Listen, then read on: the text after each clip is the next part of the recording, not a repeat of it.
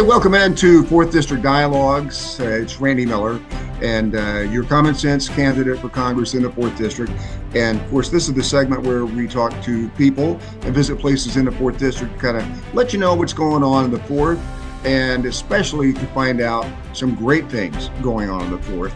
And this has really been the best part of the campaign for me, is discovering things, nonprofits, different agencies that are doing great work in the 4th, and really enriching the lives of just about everybody that they come in contact with. And we found out about one of these the other day. Last week, I was invited up for an event at the West Central Agency, and that was in Appleton City, Missouri. Got to find out all about what they are doing, and it will blow you away.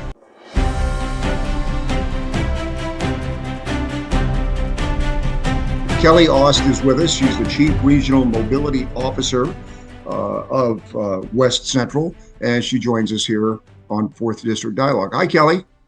Good morning. How are you? I'm doing great. Thank you so much for taking the time.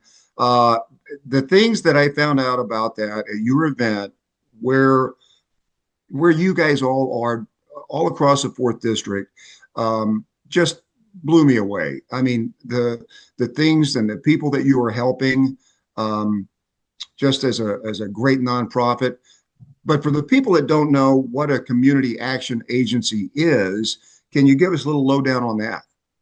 Yeah, fortunately, we've been around for a little over 65 years. So community action is a national program that's funded through Community Services Block Grant. It's funded federally.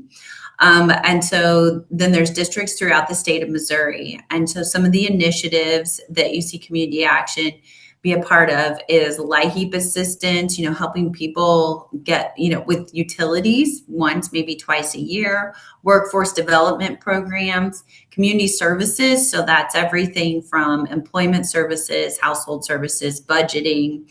And then additionally, our community action agency here in West Central Missouri, we've branched out to create a community development corporation called New Growth. So we do some additional programming that includes rural transportation with our volunteer transportation program, the Women's Business Center, and then we also do some sustainable farm programs that are looking at boosting our regional food system.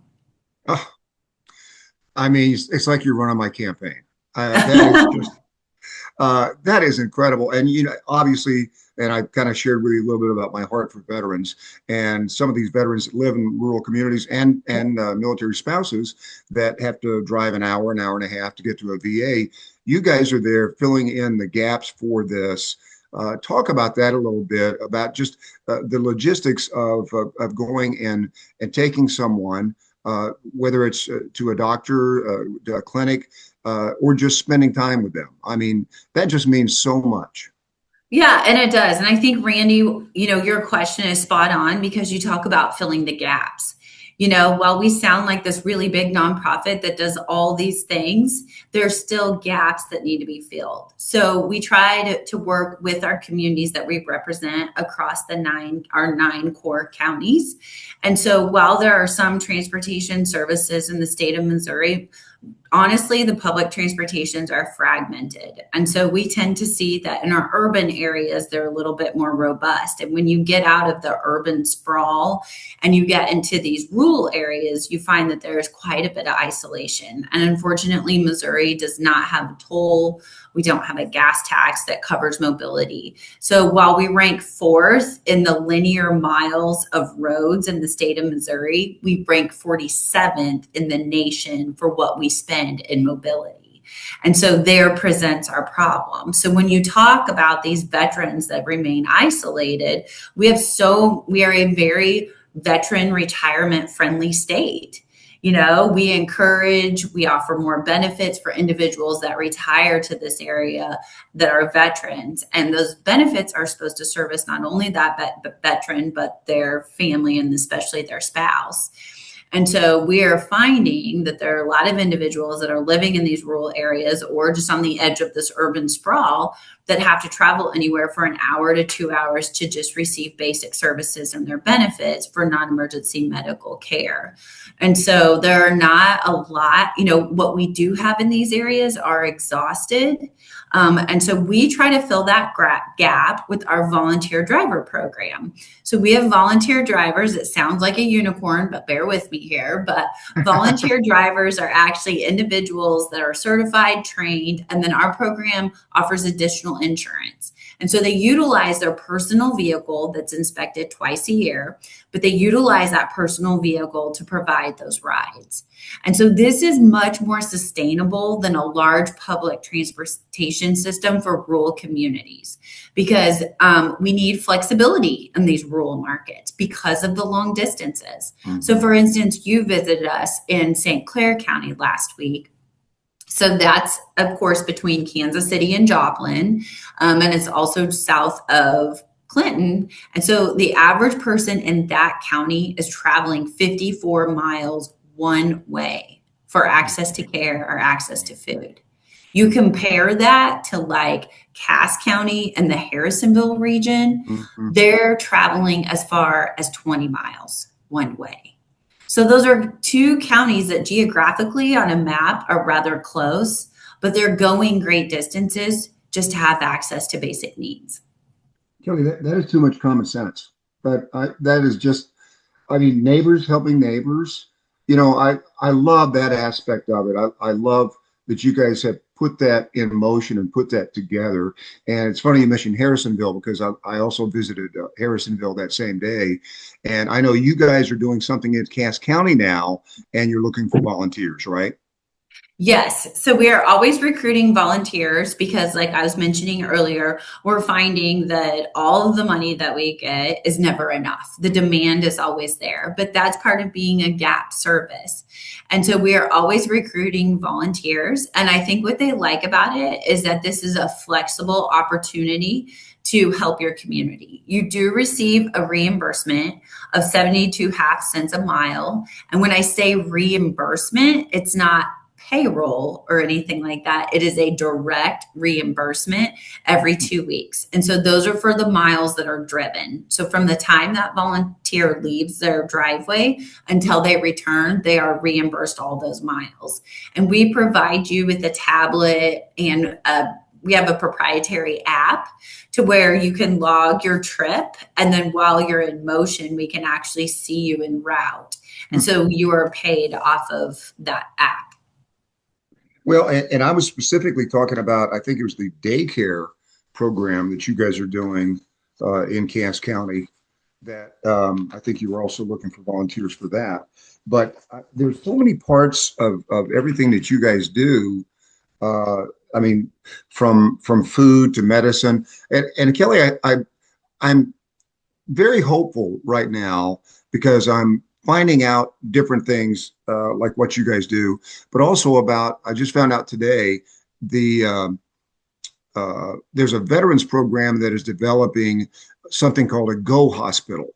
And a Go Hospital is not just a mobile clinic to where, you get your blood work taken, but this thing is very sophisticated technology to where it will go into specifically rural areas and treat even cancer treatments. It's got a lot of the biometrics on board, and they're going to start rolling these out in late 26 and early 27. And I'm banging a drum for them because that's such a necessary thing to have. And I'm sure you see that firsthand all the time. Yeah, we do see that. We currently see like in Cedar County, so it's way south. But what we're currently see is that there's an active group of volunteers through the American Legion that are trying to create like a rural hub. So all of these efforts to increase access to care and remove the isolation, I think are critical progressive steps forward. We're going to shorten the distance with some of these efforts, but we're still always going to have that need for the trip and for the volunteers. And I think if it's not a volunteer driving, it's a volunteer helping at the food pantry, it's a volunteer at these centers, because I think what we're finding out is the relationship that we're building, in these communities is so important. It's accountability. I mean, that's probably my favorite part about the volunteer driver network, is that a lot of our volunteers say they never realized how certain individuals in their communities live in such extreme isolation. And so they're able to help those individuals, and then it gives them more purpose.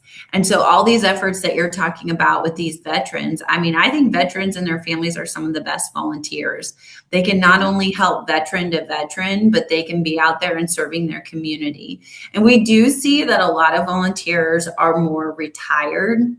I can tell you about 5 years ago, the average age of a volunteer was 64 that was engaged in our programs, and currently it's closer to 55. So I think that's hopeful. There's a lot of dialogue out there about certain generations don't help, but obviously we're seeing that average trend younger and younger. And I don't know if we'll ever see it quite in the middle age category, but the idea of volunteerism, giving back and finding purpose is definitely alive in West Central Missouri. Well, Kelly, you just hit on it there when you said purpose, because that's especially true with veterans, right? I mean, a lot of them have a mission and a purpose for, 8, 12, 22 years or whatever, and then they get out of the service, and all of a sudden they don't have that anymore. So that's a big problem, and so you're solving the problem on both sides of the coin there, which is fantastic. So you mentioned that you're federally funded. Has that funding been constant? Has it been enough? So Community Services Block Grant, which is, the national fund and there's like a thousand of these across the country, right? Yes. Yeah. So I think, yes, they have been funded. And I think like a lot of federal and state programs, there's a lot of changes going on. And so we just want to speak to the purpose of our work and what we're doing, and that we stay committed. I know personally in my volunteer program, we started, a couple years ago. We were publicly and privately funded, and we had about 4, funding contributors to our program, and now we're up to closer to 22. So this has caused, in the nonprofit world, I think we've seen a lot of pivot. You hear a lot about the word pivot. And so we've had to get really creative, really look at where we're making good impact, which we believe is in most every category that we're engaged in, build those partnerships stronger. So it's been difficult, but I do believe that the shakeup in these systems a little bit, has hopefully made us become more lean and even more dedicated. And I know for me, like I said, we've found partners because we had the opportunity to address the need when funding was more fruitful. And so, but it does make it difficult. I mean, we're all wearing a lot of hats because regardless of if the funding is there or not, the need still remains. And so that's, I think, again, the reason that volunteers are important, meeting with you, opening to the public, having activities where we engage people more. That's how we're going to continue to change, and we're going to continue to bring people with us as we have to pivot a lot of these programs. So Kelly, how long have you been with West Central, and what is your background? So I've actually been with West Central for about 8 years, and I was working in Vernon County, Missouri, and I was working on a community initiative there. And I felt like just focusing on my one rural county, I wasn't ever going to be able to bring in the investment and to really change systems. And so I had the opportunity to share this with our CEO at the time at West Central Missouri Community Action Agency, and they had more of that regional perspective.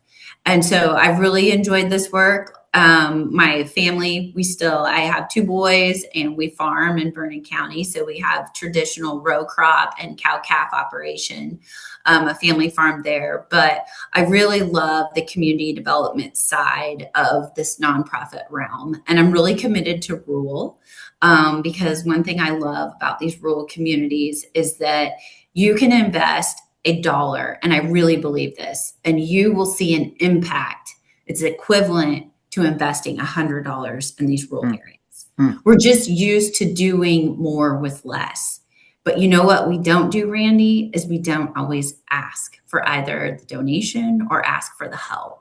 So I appreciate people like you that are out there that are willing to take the time to listen, to come to our public events, shake our hands, look in our eyes, and listen, but be a part of it. Because I do think that if we could just open up a little bit, change our mindset, we can really make some broad strokes of change. Well, that's what I wanted to ask too, Kelly. So you are a nonprofit, so I would imagine, even though you're federally funded, people can donate all they want, right? Yes. And so we do have a website, West Central Missouri Community Action Agency. Google that. It'll come up. We're currently, we had a fundraiser last October in Clinton, Missouri. And so at that fundraiser, we raised enough money to revamp our website. So we'll have that done towards the end of August, but we have donation buttons on there. You can designate your donation to benefit one of our many programs. And then we also, so I'm part of the Community Development Corporation of West Central. New Growth Mo is another division of what we do, and we have donation buttons on there too. And you get another fundraiser coming up. Casino night. It's casino night. Yes. So we just went, that's in Clinton, Missouri. And so it's the first Saturday in October. And we just want to, again, have this event where we bring people, partners together, have fun. We have pictures up there showing the families that we've worked with, that utilize our housing facilities, our programs, our transportation, our food pantries, our food initiatives. So, and for us, we're across multiple counties. So it's also fun to bring all staff in and together. We just have a fun night and raise some money. That's cool.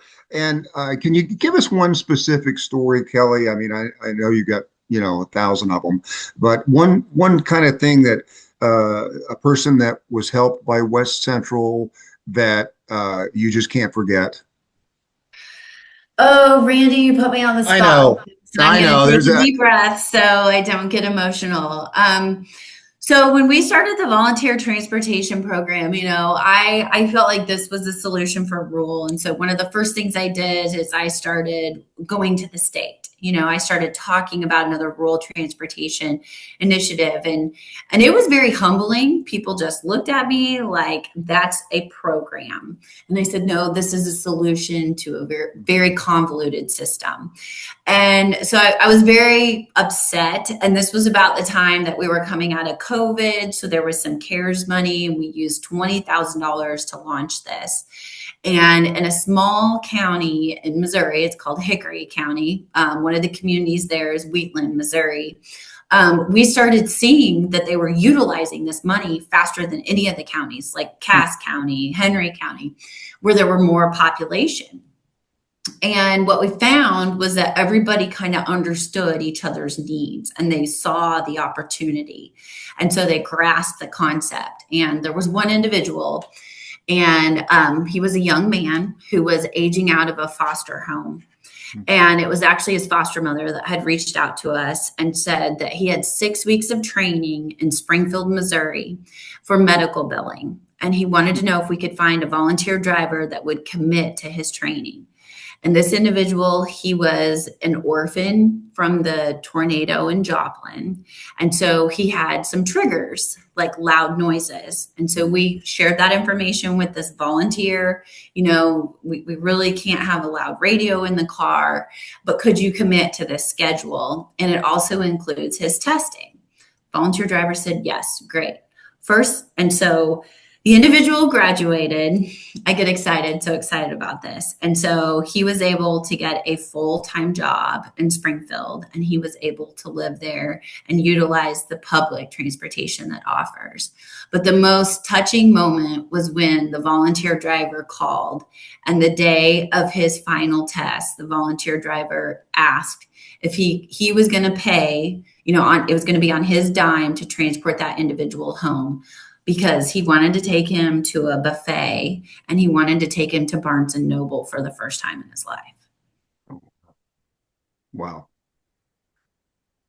Well, you can't replace something like that. That's a great story. And there's so many other stories, I'm sure, Kelly, that you've seen and heard. And what a gratifying situation every day that you find yourself walking into. And just thank you so much for everything that West Central and you are doing.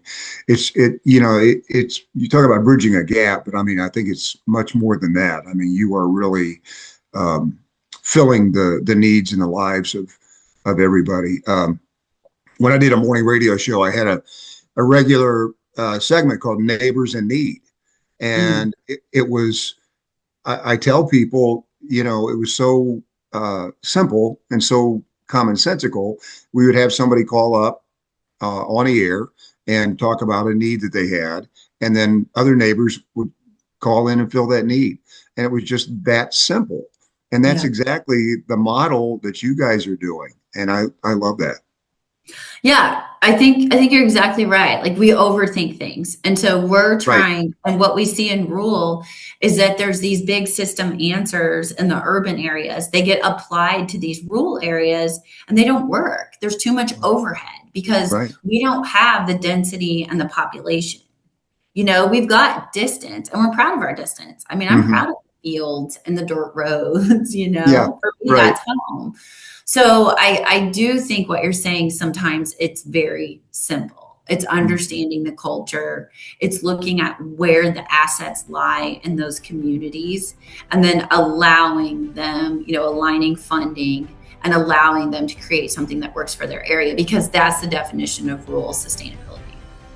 Well, thank you so much for taking the time to explain exactly what you guys are doing such great work. I would encourage everybody to not only donate to West Central agency, but also to volunteer to maybe find your new mission and your new purpose in helping neighbors in your district. So thank you, Kelly. This has been great. Thank you, Randy. Thank you for your time, and good luck with the campaign. Thank you.